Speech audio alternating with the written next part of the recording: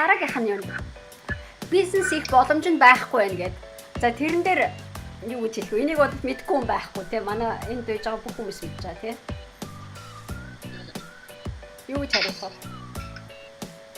Боломжоо олж хараагүй. Яг зөв. Сайн байна. Боломжгүй зүйл гэж бас байдаггүй те.